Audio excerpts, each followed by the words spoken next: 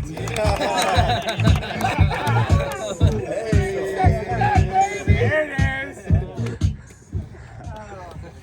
legs I can't feel my legs. It's Eddie Murphy, wasn't it? In Shrek. Yeah. This is more than just a workout. It is. Yeah. You dropped some medicine earlier. You said there is no physical cure for my pain. Is that right? Yeah. That there. That there. This, what we do here, is in the physical. But it's in the brotherhood that matters, right? It's in the connection. It's in how your nervous system feels when you're surrounded by men that see you, that respect you, and that do not judge you. That's the medicine. The physical is a vehicle. It's more than just a workout. So I was thinking about today, thinking about what I want to share. And I said to, I think it was to Brad earlier, I said, I think you're going to have to close. I don't know what to say. I don't know what to share. And he laughed at me and walked off. Because that's what he does. So that was fun. I thought, well, I better close then. Because I said I would. Yeah, that's what I thought. Usually I'd say it, but I was stuck in shit. I got to close. But then something came to me when we were warming up. I started thinking about, it's nice. One of my coaches, she has a beginning and an end of every month. She does a regeneration process where she'll look at her month and say what I want to let go of, and then she'll look at the next month and say what I want to bring into that. And so a year is a nice way to do that. But we can do that any time, any day, any moment. Right? We can choose to drop what doesn't serve us anymore, and we can move into something that's empowering and enlightening for us. Right? We can do that. Yep. So I started thinking and feeling into what I want to let go of. And the first thing that came to me was boom, shame. And then I went from shame, I went into shit. I was bullied. So I thought, let me just sit with that. This is all while we're warming up. So let me just sit with bullying for a moment. Let me just think about and feel into my journey with bullying. So raise your hand who's been bullied before. Oh, keep your hands up. Shit. Raise your hand if you've been a bully before. I'm not raising my hand because I'm raising it because I have. And so I started thinking about and feeling into the shame around that. And I started remembering not the first time that I was bullied, but one of the big times. I was walking home with my friend Alejandro, and we were going to his house on Hampton Road. This is in Fremantle, Western Australia. And these guys, about 4 or 5 of them, came up behind us, pushed us, we fell over. I was 13 years old. Overweight, very timid, very shy, very scared little kid, still in prepubescent. I hadn't hit really puberty at 13 years old, just started. And these guys were just aggressive. Boom, clock, down, get straight up, panic, frozen, boom, one again. Didn't drop this time, went back, started bleeding, mouth started bleeding. 2 of the other guys jumped my friend. They grabbed us, they threw us, they swore at us, they did the thing that bullies do for no reason, and we ran. Now I share that with you, and I have shame in my body because I remember it like it was yesterday. And I remember the pain like it was yesterday. And I remember not only the pain of being hurt, but the pain of running and not being able to fight back. Now usually at this point in the story, you might think, oh, that's when I turned around and I never was going to get hit again. No, I got bullied still more. It wasn't until I was about 15, maybe 16, that I turned into the bully. Testosterone started moving through me. I started hitting the gym. I was still scrawny, but I had more confidence because I lost some weight. I was lifting heavy. I felt better. But instead of channeling and working with that shame, I didn't know how. I was a kid. I came from a broken family. Broken meaning violent, destitute, aggressive, and rage. Instability, volatility. I didn't know how to process that stuff, so I just turned it outward. So I started being the bully. So I started exerting power over others. More shame, compounding. Now I can go through multiple times and be here for hours of all different times in my life where I've felt shame and I've bottled it down and I've kept it down. And I guess you could probably do the same too. And now as I'm transitioning into 2022, I ask myself, have I really let that shame go? And the answer is actually, yeah, I have. And there's still residue there. And I think about my body. I think about my physical vessel. I think about how I communicate with my brothers. I think about how I am with my wife, how I treat her, how I treat myself in relation to my relationship, how I think about the world, how I think about myself. There's still retraction there. If I have to be really honest with myself, there's still fear. There's still shame in my body. Not only from those times when I was bullied, but from other times. First sexual experiences that were awkward. Mine was with a prostitute when I was 17 years old. My friend took me, I didn't know what I was doing. I was scared. I retracted, I went back to like I was 11 years old again. Not knowing what to do with myself, not knowing what to do with my body. When our brother earlier said, there is no physical cure for my pain, that means we've got to go within.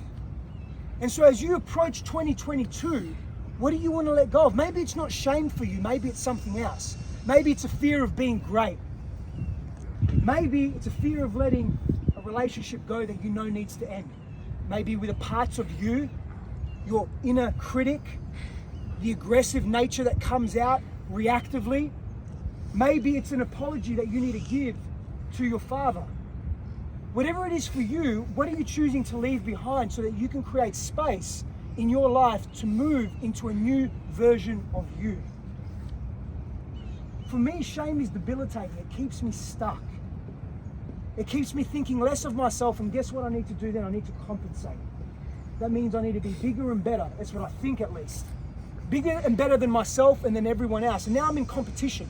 Now I see people as a threat. My nervous system sees people as a threat, as opposed to an ally, as opposed to someone that can support me if I'm open and raw and vulnerable with people that I trust, respect, and revere, that can support me and I can support them. It's reciprocal. But if I'm shut down, your nervous system is going to feel that.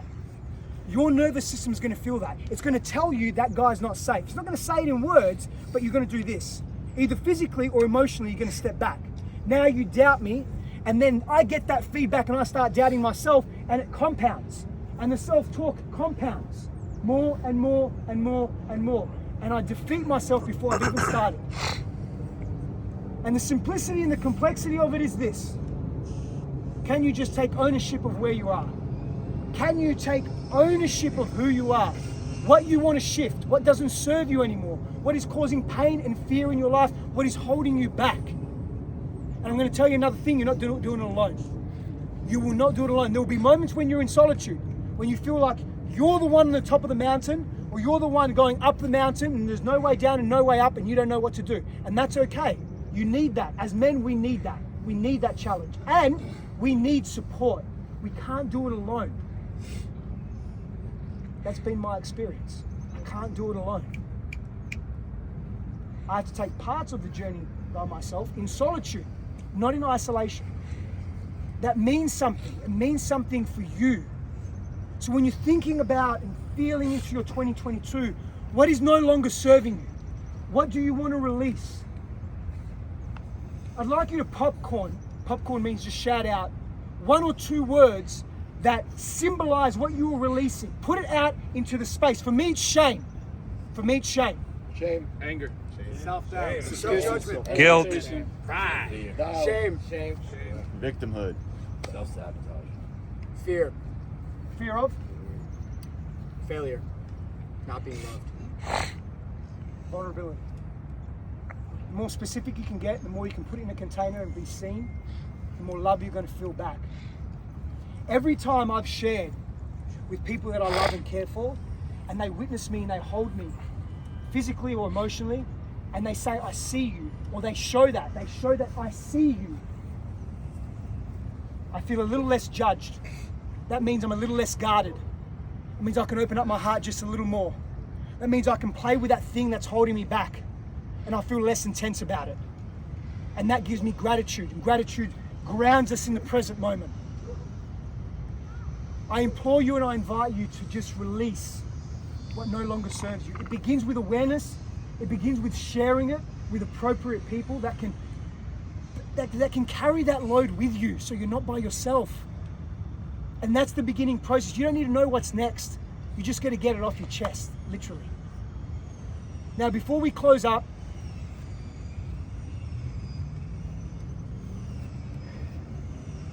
We did an opener and we did a closer. 8 minutes of work. 8 minutes at the beginning, 8 minutes at the end. I want you to put your hand up if you're happy with your performance.